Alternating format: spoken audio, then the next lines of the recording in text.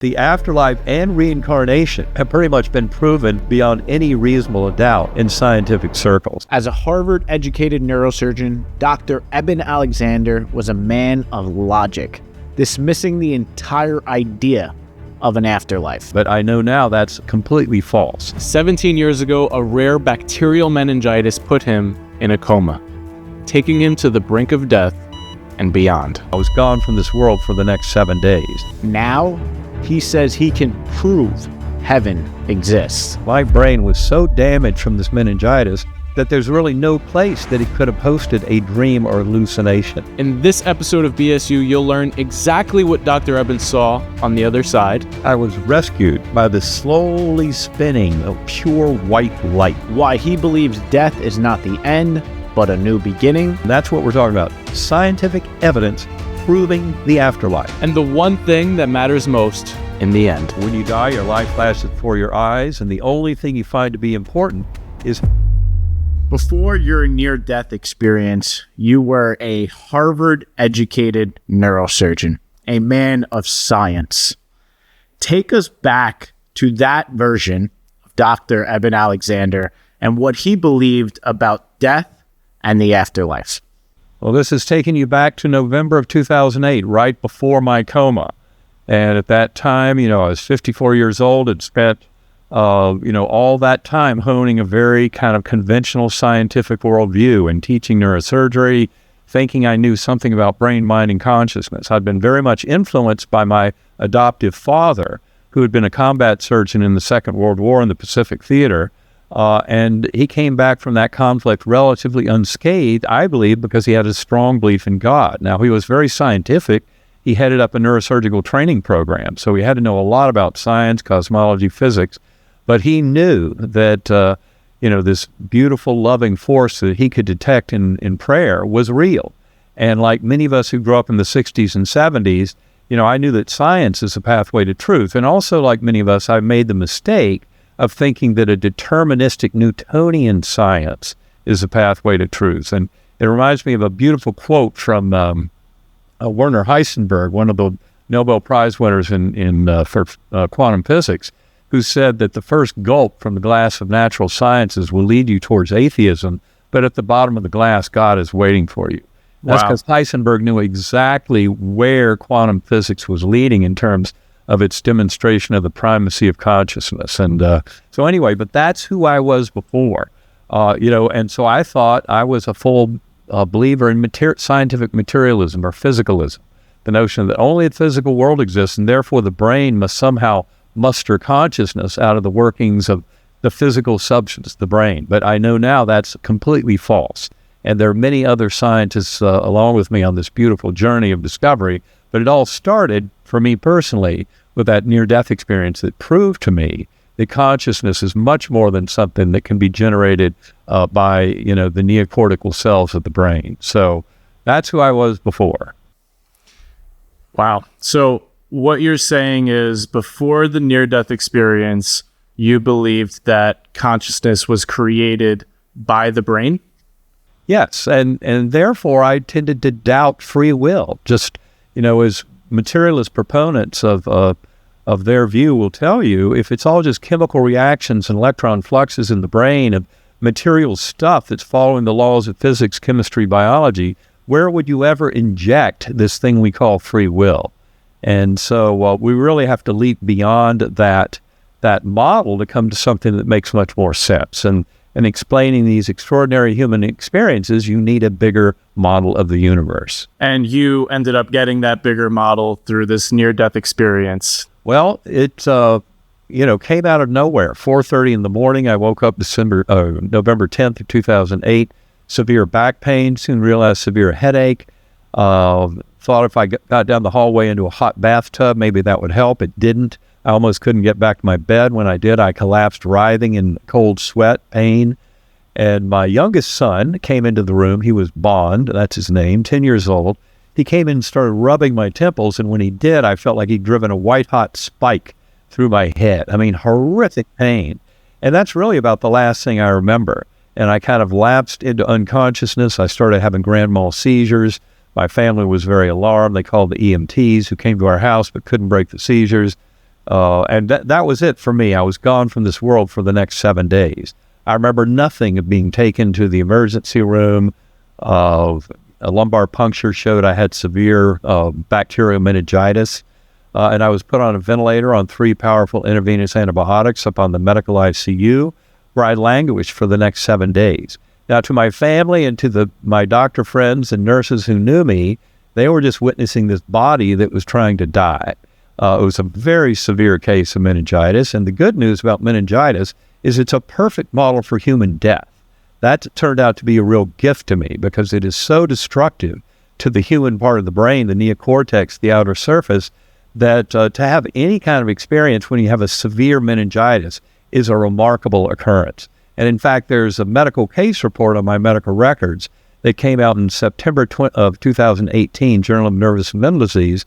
And that case report made it very clear that my brain was so damaged from this meningitis that there's really no place that it could have hosted a dream or hallucination, much less the most extraordinary, kind of extravagant, meaningful, detailed set of experiences I'd ever had in my existence, which is what I went through in this near-death experience.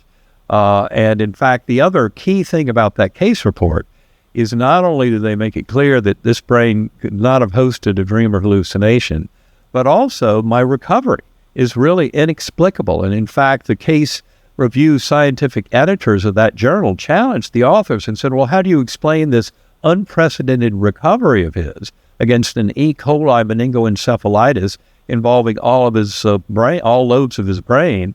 And they said it's because he had a near-death experience.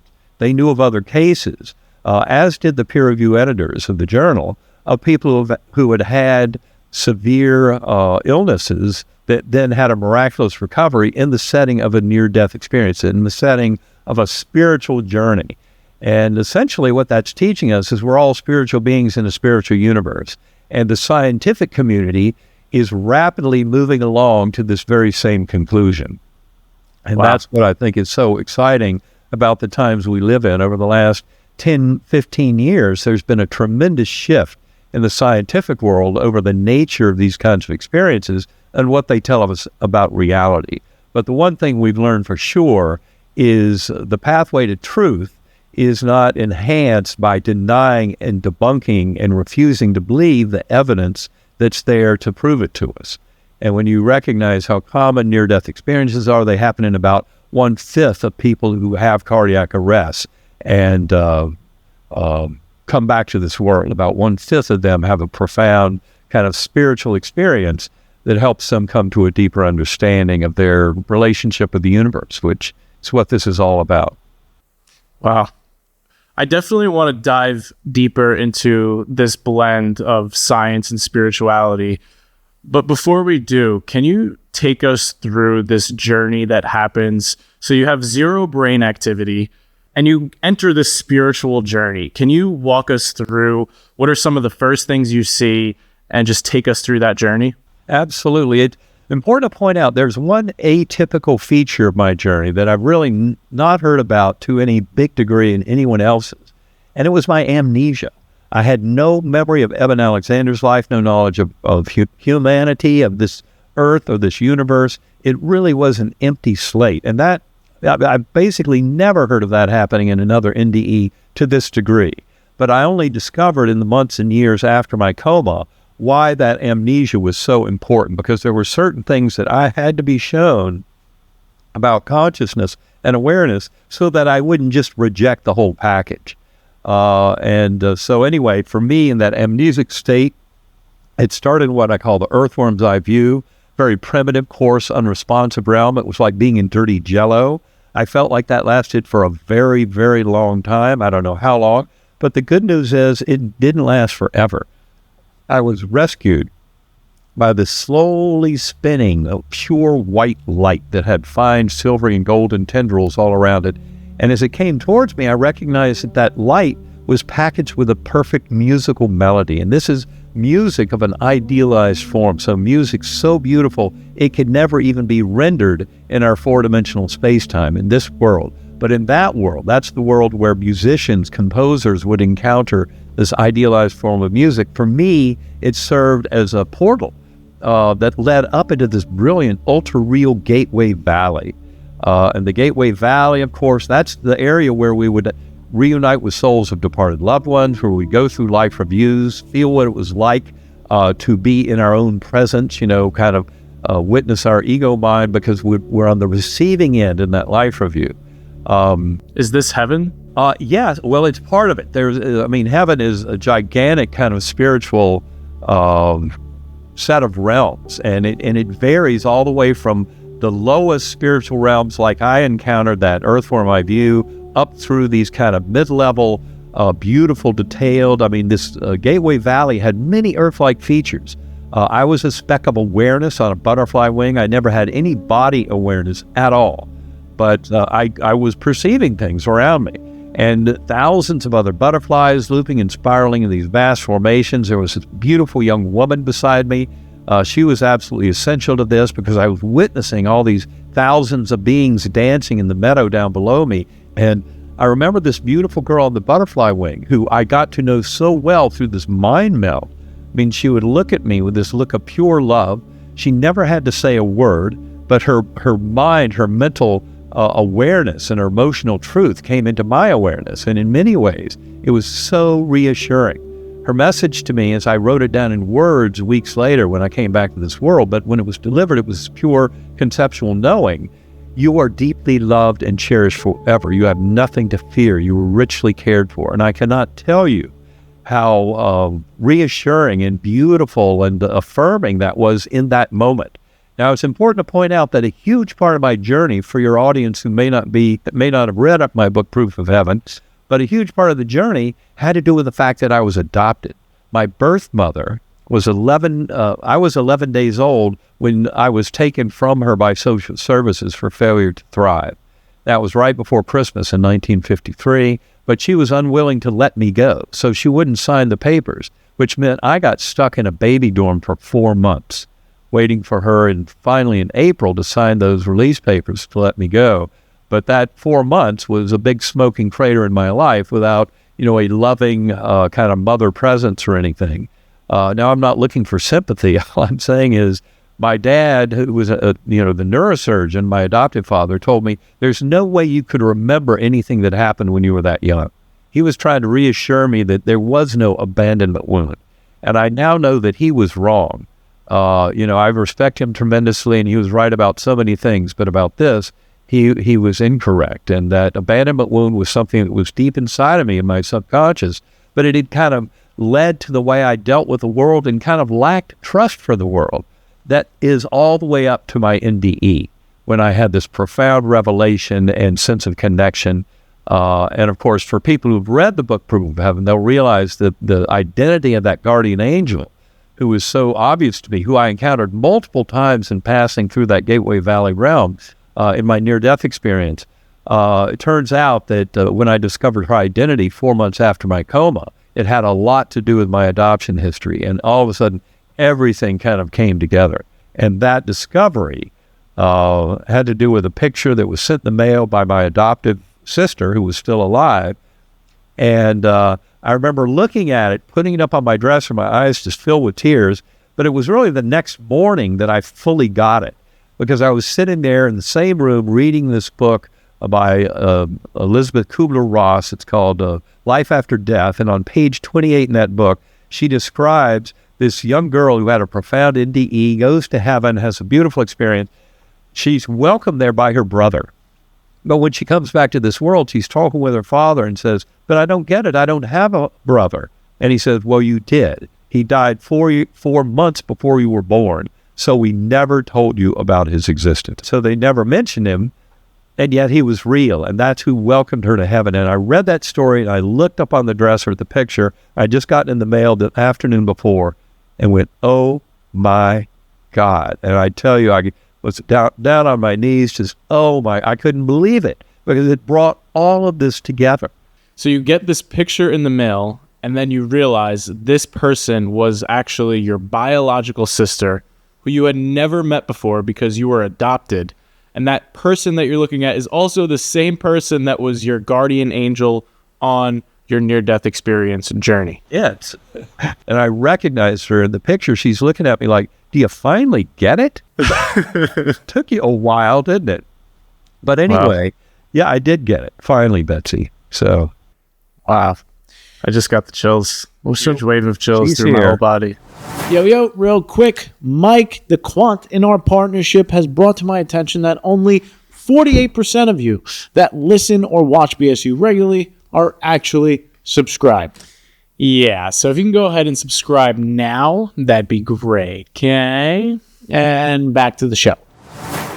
So, one of the biggest fears that so many people have is this fear of death. What would you say to comfort someone who has that as their biggest fear? Well, first of all, I'll give you a resource for anyone who doubts the scientific evidence, and that's what we're talking about, scientific evidence proving the afterlife. There's a site, bigelowinstitute.org. If you go to that site, you'll find 29 essays that were written by scientists, all of whom had at least 5 years of experience investigating the afterlife question. They were written 4 years ago, and they originally were going to give out 3 monetary awards, but the essays were so good, they ended up giving out 29 monetary awards. And all of those essays are available for the reading public for free right now, bigelowinstitute.org. Go check it out. So the evidence is there. Now, from this point forward, we should never hear another materialist scientist say, this is all woo-woo nonsense, these NDEs. Forget about it. Because all they're showing is their ignorance, that they are unwilling to read those Bigelow essays. Just start with Jeffrey Mishlov's first place essay, and you'll quickly see what I'm talking about. That the afterlife and reincarnation have pretty much been proven beyond any reasonable doubt in scientific circles. If you go to uvadops.org, you'll find that over 65 years, scientists at the University of Virginia have investigated more than 2,500 cases of past life memories in children suggestive of reincarnation. And of those 2,500 cases they've studied, 1,700 they have solved. That is, 1,700 they actually found the person who lived before. What? And the child got it right. They had the right names, the right events, the cause of death, all of that stuff. And of course, many of us might hear a child telling a story of claiming a past life, and in our culture, you tend to dismiss it. Well, these scientists didn't dismiss them. They said, well, let's check it out. And they'd investigate them. And then so they find incontrovertible evidence that all of us, probably have been here before. Certainly the more mature souls here, a truly narcissistic, very egocentric soul, I think, could be early on in the game. But most of us are not so much that. So, but the problem is, as Jim Tucker and Ian Stevenson, who've done a lot of that work, will tell you, is you need to harvest those memories before age 6 or 7. But our book, Living in a Mindful Universe, goes a long way towards consolidating all that information that the modern scientific community points to say the afterlife is real, our souls are eternal. They certainly don't die with the death of the brain and body. I think that's an important statement. Wow. This is really interesting, because as I was reading your book, Proof of Heaven, and even just looking at the title, the first thing that comes up for me when I think of heaven is the place up in the clouds that I feel like I saw pictures of when we're both grew up Roman Catholic. And so on the ceiling of our church is this idealistic view of heaven with Jesus sitting at the top on the clouds. And so when I think of someone going to heaven, that is what vision comes to mind for me, a very religious vision. It sounds to me like what you're saying is that Jesus was not there, and this isn't necessarily a religious experience that you had, and now we're talking about a different concept, which is reincarnation. So I'm just curious, where does religion play a role in your experience and your viewpoint on this afterlife and the whole thing? Well, I would say you don't need any religious ideology anywhere to make sense of my experience. There is, for example, a book written by a friend of ours, Robert Koppes, C-O-P-P-E-S. It's called The Essence of Religions. He's Dutch, and he's very familiar with NDEs and the whole literature on NDEs. He's written several books about it all. But this one essence of religions is very important. It takes the five main modern religions, the Christianity, Judaism, Islam, the Abrahamic faiths, and also Hinduism and Buddhism, and it compares them with NDEs, where NDEs are kind of providing the gold standard. They're the ideal form of presenting this message of love, compassion, kindness, mercy, acceptance to all of us. Now, don't get me wrong. I mean, Christ can be a beautiful part of this. For example, I know Mary C. Neal. She's an orthopedic surgeon. I've presented with her multiple times. She had a beautiful near-death experience that absolutely involved Jesus being right there as a huge part of it. But the important thing to get here, and this is why I mentioned before that, it doesn't matter if you want to label this as God or Allah, Brahman, Vishnu, Jehovah, Yahweh, Great Spirit, etc., because ultimately, all of us, by being conscious beings, have the power to discover this on our own. These truths about this primacy of consciousness can be discovered through centering prayer and meditation.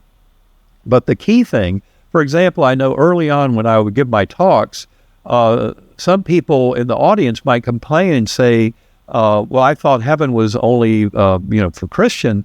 And I'd say, no, it's all about love, compassion, kindness, mercy, acceptance. So all those things that Christ and other prophets have taught us about are very important. That's the basis of that God force. But the thing is, you don't need one of the religions to take us in there. Especially important is to acknowledge that anytime a religion starts to use religious power or ideology to foment warfare, conflict, dissent, and head-to-head butting, etc., that religion has lost sight of the primacy of love, compassion, kindness, acceptance, and mercy. So it's not about what label you want to put on it, but certainly I would say Christ, in many ways, led the world with bringing that notion of love and that the kingdom of God lies within. What he was telling us is exactly what modern science is telling us about idealism or panentheism, as opposed to materialism. The materialism is wrong. The brain is not creating consciousness. The consciousness is fundamental in the universe, and it's also very unified. We share it. That's why when people die, when they leave the brain and body, they actually come in connection with souls of departed loved ones. That's one of the most universal pieces of the NDE literature, is encountering souls of departed loved ones. And not only is that present just in the NDE literature, but it's very prominent in the terminal care and hospice literature. For example, Christopher Kerr, he's the head of Hospice Buffalo, and he wrote a book about 5 years ago called Death is But a Dream. And his work is all about people in terminal care who are going on to die. That's one of the big complaints that some materialists have about NDEs. They say, I want to hear what happens to somebody who dies, not somebody who almost dies. But what you find is when you read Kerr's book, is the people who die go through the very same things as the people who almost die, especially encountering souls of departed loved ones, going through life reviews, witnessing all these events of their life in that beautiful, pristine setting of the Gateway Valley. And so it's very reassuring to find that this is pretty much universal. It's almost like when we go into these other realms that you speak of, there are times of reflection, and then they send us back out into, it almost feels like a game of the physical world. But the way that we typically think of a game is, conquering and accumulating as much as possible in order to be the best in that game. But it seems like what you're teaching us is to win that game. It's actually about letting go of as much as you can. And that's how you actually win the game, is to stop playing one. That's a very good observation, but it really is about knowing that the highest and best good for all involved is more important than your ego's version of a high good for yourself. And I think certainly when you start to recognize, for example, when people do very altruistic acts, like somebody jumping onto the subway platform to pull somebody over, a perfect stranger, and yet you see these kind of things happening where people, and animals do this too, they will show great altruism in rescuing or saving other animals. So it's part of all of us as sentient beings. this kind of sense of connection with others and sense of responsibility to bring love to all involved. And I love how you put it, though, because serving as a conduit for that love is really, from my perspective, that's how you win the game. That's how you come out on top. The more love you've shared, and in fact, that's almost a paraphrase of what the Armenian soldier killed in battle 2,400 years ago, was written about in Plato's Republic, Book 10. And recognized that when you die, your life flashes before your eyes, and the only thing you find to be important is how much love you were able to share with your fellow beings during your time on Earth. So I think it says a lot. Wow. So final question for you, and I want you to answer this as simply as you possibly can. Okay. What is the meaning of this life that we have right here and right now? I think it is know thyself. Come into a much richer and deeper knowing of who you are, but ultimately, with all that we're discovering about the mind and brain and the nature of consciousness and reality, that who you are is really sharing the mind of the universe at large. So you're much grander than just a little physical body living birth to death, and nothing more in this physical world. And I think it's coming to discover that. And as we discover it, it ultimately reveals this binding force of love that connects all of us with our fellow beings. And that's what we're here to really manifest. And I think that's how we can reach the greatest happiness as a soul, is coming into the sense of contributing to the higher good and helping others overcome the hardships and challenges they face. And part of that is acknowledging the beauty and embracing the hardships and challenges that we face. So for me, the hardships and challenges are gifts. They mark a pathway forward, and it's how I respond to those. Am I able to bring that love of the universe and share it with my fellow beings in the face of these hardships? And the better I can do that, the more successful I think I am at becoming the soul I came here to be. Wow, that was beautifully put, beautifully said, and a great ending to this conversation. Thank you so much for sharing your wisdom with us and with our audience. I know for a fact that so many people will take so much from this conversation and become better humans because of it. And thank you again. Well, Nick and Mike, thanks so much for having me on. It's great talking with you both, and I appreciate what you're doing. Getting this out to the world is very, very helpful and informative. So thanks for getting it out there. Thank you. Thank you. Talk again soon. Thank you for tuning in, Feel Fam, and watching until the end. If you enjoyed this spiritual deep convo with Dr. Eben, then you'll probably also like this super spiritual conversation about when we meditated like nut jobs for 100 hours straight. All right. Love ya. Bye-bye now. Peace.